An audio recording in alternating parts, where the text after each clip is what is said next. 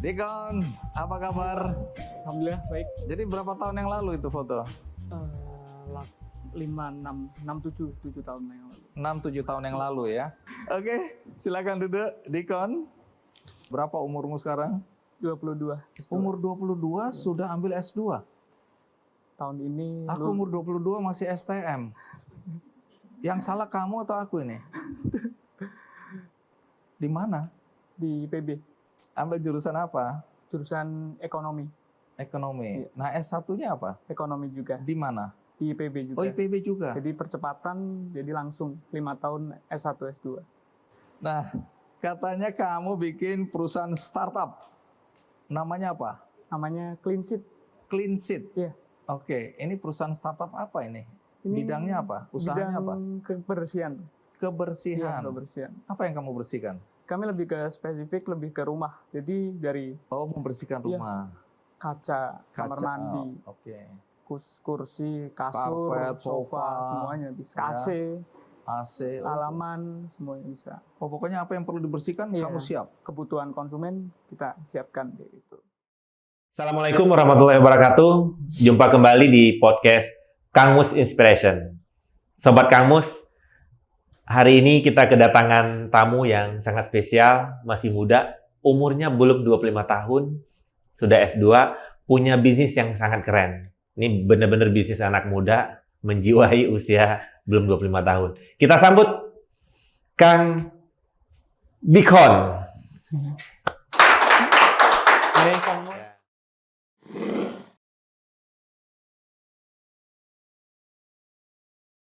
Apa kabar Kang? Alhamdulillah baik Kang Nah, Mus. saya panggil Kang ya. Ya, siap. Sehat? Sehat alhamdulillah. Gimana bisnis lancar? Masih struggle. Masih struggle ya. Masih Tapi lancar, alhamdulillah. keren banget lah bisnisnya, masih baru beberapa tahun membuka usaha ini yang lagi booming ya di Jabodetabek. Tapi sobat kamu, sebelum kita kupas itu, saya kepingin lebih dalam dulu nih. Anak muda di depan kita yang keren, belum nikah. Kalian promosi. Jadi Kang Dikon ini lahir di Pekalongan, Jawa berarti ya, bukan Jawa. Sunda ya, Jawa. Informasinya juga SD SMP di sana, Pekalongan, dapat beasiswa, baru kuliah di IPB, bener ya? Betul. Lulus tapi ya? Lulus Lulus, alhamdulillah. kan udah S2 ya? Udah. Gimana Kang ceritanya dulu masih di Pekalongan, SD SMP, kok bisa dapat beasiswa? Berarti itu beasiswa zaman SBY ya, zaman Ya, apa namanya SBY. yang Bidik misi. apa? Beasiswa bidik misi. Bidik misi ya. Gimana Kang ceritanya tuh? Itu kan beasiswa bidik misi itu lebih ke untuk anak-anak, biasanya yang untuk kurang mampu tapi Iya. berprestasi. Ya. Nah, saya alhamdulillah lulus dari SMA itu, terus ke IPB itu melalui jalur undangan. Undangan ya. Ya, SNMPTN. Itu SMA apa pesantren dulu? SMA? SMA. Jadi saya SMA tapi sambil nyantri di salah satu pesantren. Oh. SMA-nya negeri. Iya, Jadi iya. Jadi pulang ya, sekolah masuk pulang sekolah, pesantren. pesantren ngaji kayak gitu. Jadi gelarnya ada ustadznya juga dong ya. Ustadz muda. Ya. Betul.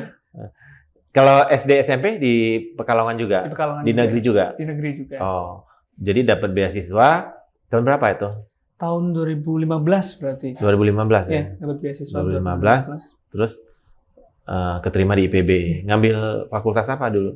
Ilmu ekonomi, Fakultas Ekonomi dan Manajemen. Oh, itu baru-baru kali ya? Baru-baru. Baru-baru ilmu ekonomi. Jadi lulus sarjana ekonomi ya? Betul. Terus gimana ceritanya program belum lulus S1 udah bisa S2? Saya mengikuti program fast track namanya kalau di IPB ya. Jadi percepatan S1, S2 5 tahun. Oh. Ya, Jadi ada- sebelum lulus sudah udah ngambil S2 dulu di semester 7.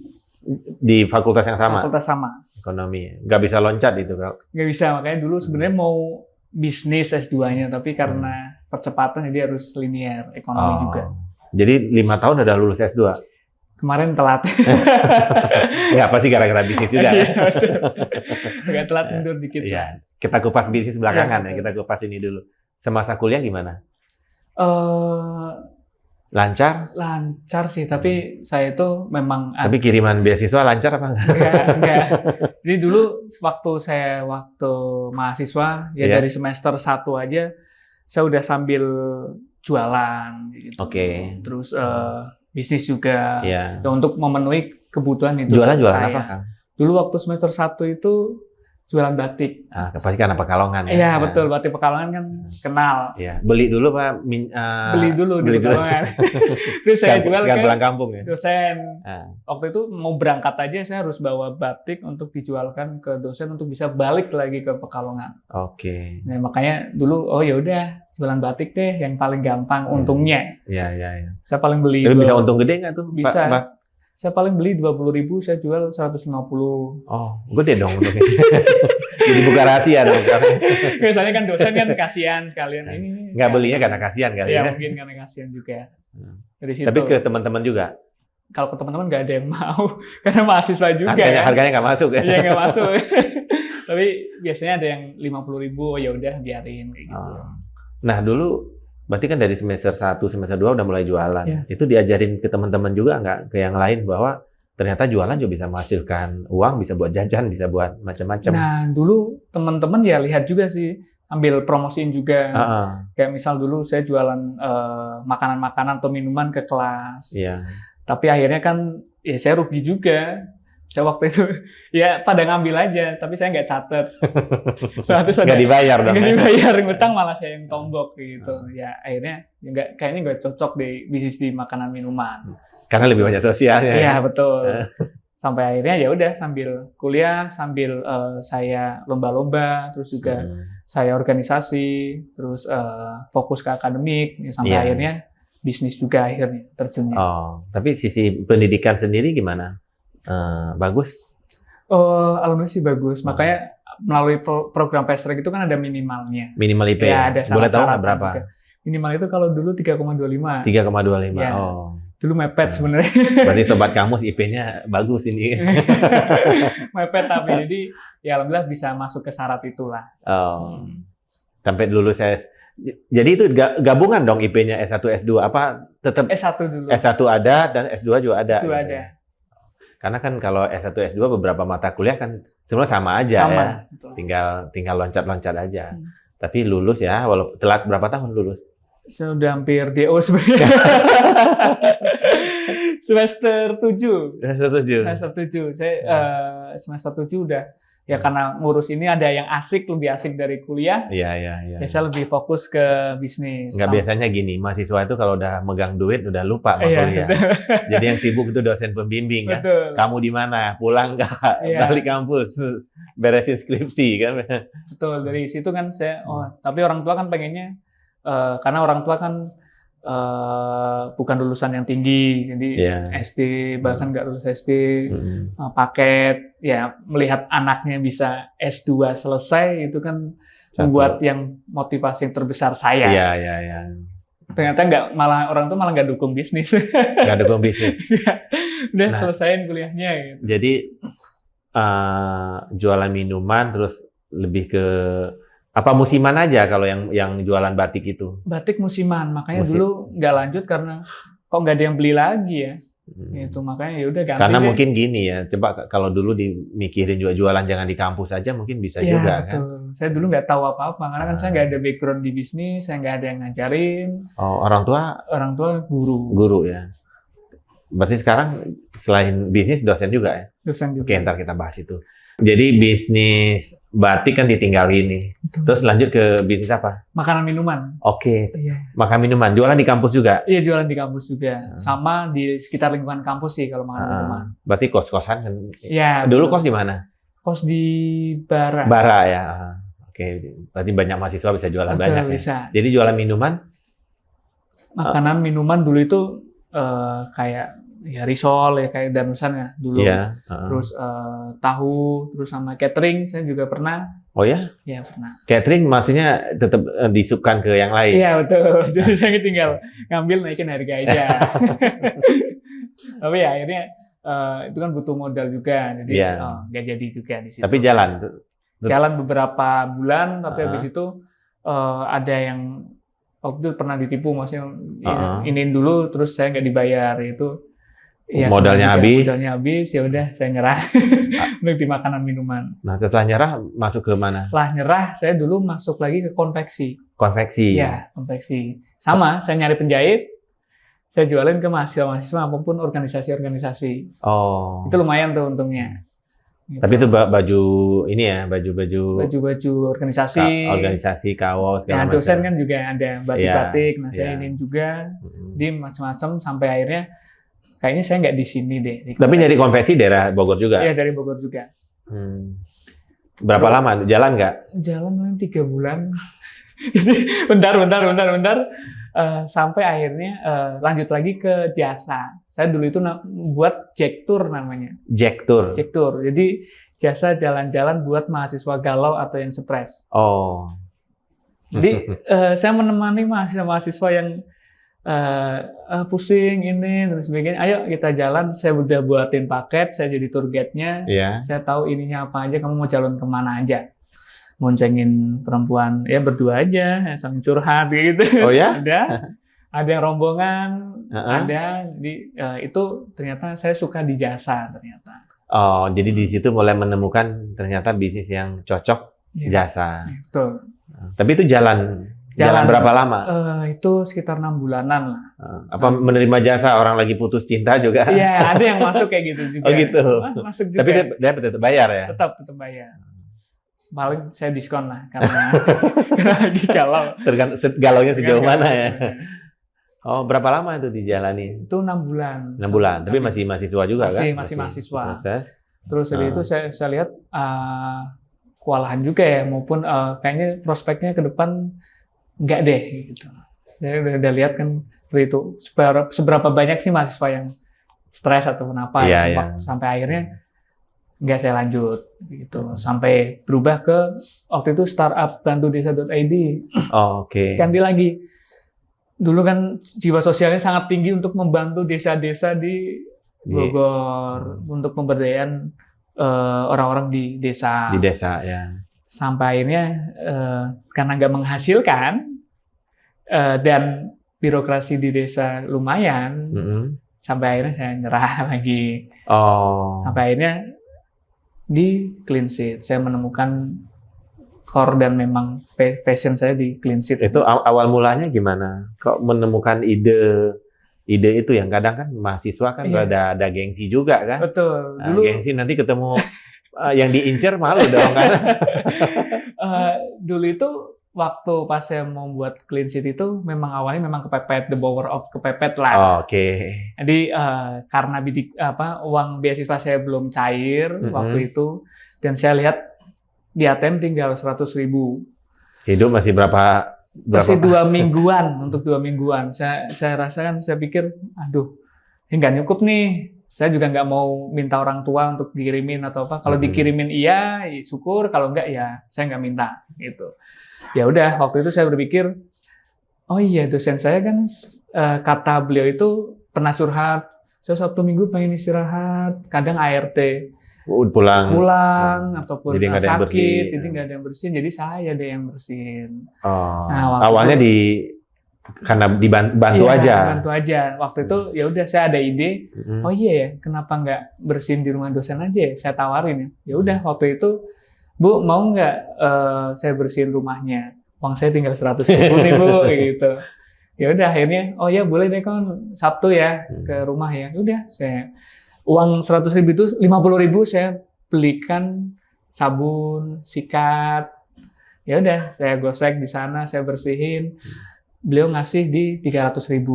Oh. Hanya 2 jam. 2 jam. Ya, plus makan, plus dikenalin ke dosen lainnya, jadi nyambung tuh dari dosen ini ke dosen yang lainnya. Dikenalin karena memang jasanya bagus atau memang kasihan kasihan ya? lebih kasihan mungkin. Sama saya lihat kan waktu itu kok yang mengalami seperti saya banyak ya, teman-teman saya itu yang telat kan berarti bukan hanya saya. Iya. Tapi itu belajar ya kan itu butuh ilmu juga kan. Kan sekarang kita lihat juga ART di rumah kan nggak gampang juga. Betul. Kan pekerjaannya, butuh keahlian, keterampilan kan. didapat dari mana? Kalau dulu lihat YouTube aja. Oh, Betul. belajar di YouTube. Apa waktu nyantri dulu? Iya, kalau nyantri kan udah biasa bersih-bersih ya. Iya. Disuruh kiai bersihin sana, gue tetap Udah pasti udah standar ya. Biasa. Nah, tapi kan harus ada ilmunya juga kan? Betul. Salah-salah bersihin Rusak. harus bayar kan? Betul. Oh, jadi itu jalan dari satu dosen dipromosin ke dosen yang lain. lainnya sampai akhirnya rumahnya kan makin besar ya. Iya, iya. Tadinya hanya 1 lantai, tiba-tiba kok dosen yang berikutnya kok 3 lantai gitu. 3 lantai kalau saya sendiri kan bisa sampai subuh. Nggak, itu juga pasti nanya ke temannya, bayar berapa itu. Iya, gitu kan. Sampai akhirnya, aduh, kayaknya nggak bisa sendiri nih. Ya udah saya ajak teman saya yang kurang mampu juga. Iya. Sampai ya saya ajak, mulai banyak tuh yang mulai ikut, yang saya deketin, mau ajak ikut terus. Sampai akhirnya dosennya minta perempuan. Oh, kenapa? Karena mungkin lebih rapi, mungkin lebih detail, dan sebagainya. Sampai akhirnya, waduh, bingung nih, nyari perempuan susah nih, gitu. Gak ada yang mau ya? Gak ada yang mau. Ya waktu itu saya pakai inisiatif lah, kayak, besok jalan yuk ke time zone, gitu. Aku jemput ya, besok pagi, gitu. Oh iya, boleh deh. Ya udah, saya jemput. Pas sudah di jalan, pas sudah sampai rumah, ini kemana? Rumah dosen dulu ya, bersih-bersih. Setelah bersih-bersih, baru saya ajak ke time zone. Itu cara-cara yang memang, ya gimana caranya biar dapat uang lah dari situ. Iya. Kan itu dapat uang, saya bagi, nih ya, mau buat apa uangnya? Buat makan? Enggak, buat time zone aja. Oh ya udah. Oh, akhirnya juga mungkin mereka juga ngelihat kan, dengan bekerja begini bisa dapat uang kan? Betul. Dan yang pasti sih halal kan? Betul. Nah, dari situ kan saya pikiran, kenapa nggak dijadiin bisnis saja? Oh, oke. Nah, waktu itu ya udah, saya mendirikan Clean Sheet untuk bisa membantu dulunya hanya anak-anak mahasiswa yang seperti saya. Oh, yang rekrutmennya. Hanya tapi mahasiswa aja. Pasarnya? Pasarnya ibu-ibu. Apa tetap dosen-dosen di... Dosen-dosen IPB. Oh, jadi bikin flyer bagiin? Iya, betul. Oke. Sebar ke WA gitu. Sampai akhirnya kok ada yang minta full time ya. Oh. Dari pagi sampai sore. Mahasiswa kan nggak bisa. Nggak bisa. Makanya waktu itu saya berpikiran, ada anak putus sekolah di sekitar kampus yang butuh kerjaan. Oh. Ya udah, akhirnya saya rekrut dulu. Ayo ikut bersihin deh gitu. Tapi itu nggak harus mahasiswa, anak-anak yang putus sekolah dari awal ya. Oh. Ya udah saya tarik. Ya udah akhirnya sekarang ya kita memberdayakan mahasiswa dan anak-anak putus sekolah. Memang yang kita incer sebenarnya 5 orang atau 5 hal lah. 1 duafa, 2 yatim piatu, 3 orang-orang yang mau tobat, 4 disabilitas, sama 5 itu janda-janda yang terlantar. Nggak dipelihara lah ya. Itu yang kita insert. Tapi untuk saat ini baru di yatim piatu duafa sama orang-orang yang mau tobat. Oh, dan bisnisnya dari yang kecil bersihin satu rumah dosen, sekarang udah megang Jawa. Jabodetabek, Jogja, Bandung, sama Kota Serang. Kota Serang. Dan karyawannya udah berapa sekarang? Kita mitra udah 200-an lebih. 200-an lebih. Jadi dari awalnya bukan mimpi sebetulnya. Bukan, itu iseng aja. Iseng aja. Dan sekarang udah masyarakat yang mau menggunakan jasa tinggal buka. Tinggal klik aja di aplikasi, website juga bisa. Website juga bisa. Tapi WA juga masih nerima. Masih. Kadang ibu-ibu yang inilah yang udah langganan ya. Langganan. Langsung telepon aja biasanya. Besok kesini ya gitu. Ya udah. Oh. Nah, setelah menemukan bisnis ini apa mencoba-coba lagi bisnis yang lain? Enggak, saya hanya fokus. Udah langsung fokus. Ya. Jadi tahun berapa itu mulai? Pertengahan 2019. 2019. Oh, berarti baru ya? Baru. Itu udah lulus, udah S2 ya? Udah S2. Makanya dulu saya itu mikir, ini teman-teman saya udah pakai jas, udah pakai kemeja rapi, kerja di perusahaan A, B, saya masih ngepel waktu itu. Jadi waktu itu kuliahnya belum lulus ya? Dilema juga sih sebenarnya. Tapi digodain sama teman-teman nggak? Kamu masa mahasiswa S2 kerjanya bersih-bersih rumah? Ada yang kayak gitu, ada juga yang malah dukung gitu. Iya. Jadi ya saya dengerin aja sih kalau yang ada seperti itu. Ya, kan sekarang mulai yang ngomong seperti itu kan sekarang bisa dijadiin karyawan. Betul, malah yang ngomong kayak gitu dulu jadi tim saya sekarang. Jadi tim. Tapi memang dulu waktu pas diriin kan udah nggak didukung orang tua. Oh, orang tua juga nggak Orang tua nggak dukung. dukung. Kenapa? Orang tua pengen jadi anaknya jadi dosen atau? Dosen. Ah. Maupun yang pokoknya kuliah aja yang bener deh, IPK bagus, udah Iya. selesai. Karena orang tua kan pasti kebanggaan ngeliat Betul. anaknya kerja pakai jas, pakai dasi gitu. Nah, dan waktu itu saya baru bilang ke orang tua itu waktu masuk IKD. Oh.